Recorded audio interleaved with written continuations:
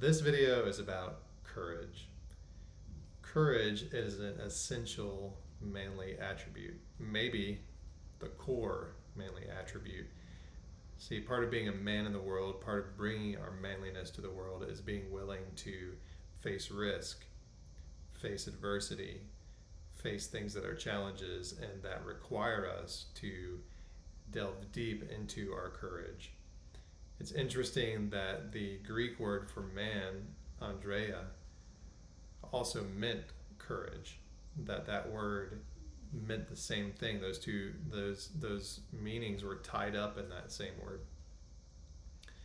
And it's interesting that Aristotle he equated the ability to rule, the ability to lead, and rule in society with the level of courage that you've been able to demonstrate. And so that the men who demonstrated the most courage were those men that were most fit, that had the greatest right to lead. And so for him, he saw that was in battle.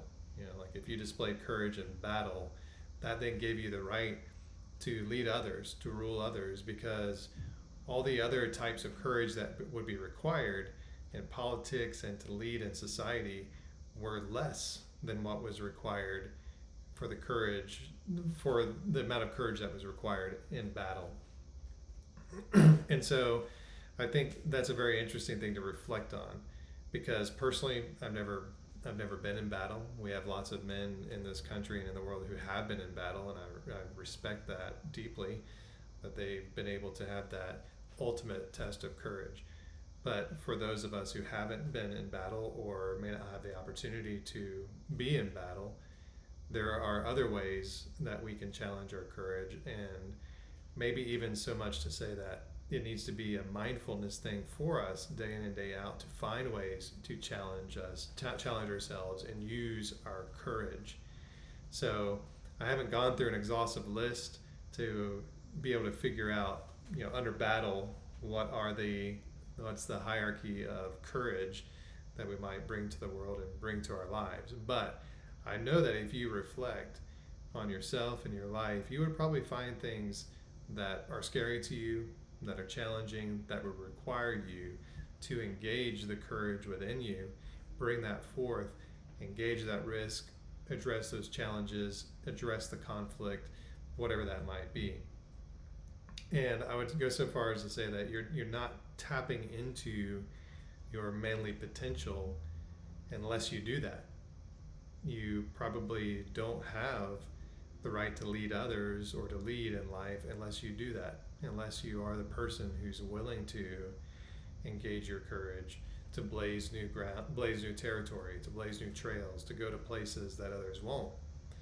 I think that is a key essential aspect to leadership, is to be able to go into places and do the things that others are unwilling to do the things that make you uncomfortable.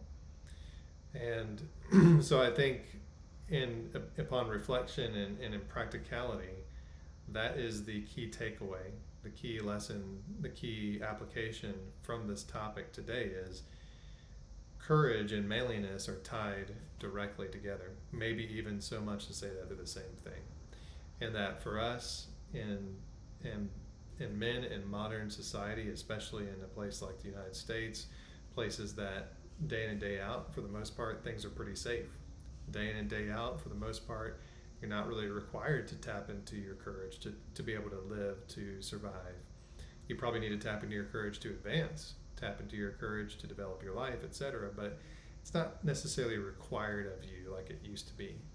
Like it used to be back in hunter-gatherer times, or back in times where war was just kind of the normal, almost an everyday risk that you needed to be prepared for.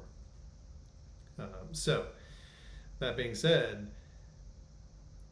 I know that's something that I'm going to be doing, is reflecting on the areas where I can engage my courage, looking at the things that are outside of my comfort zone, trying to find more opportunities to put myself into places of discomfort that do require courage, that require me to tap into my manliness. So what are those ways for you? What are the things that you can tap into?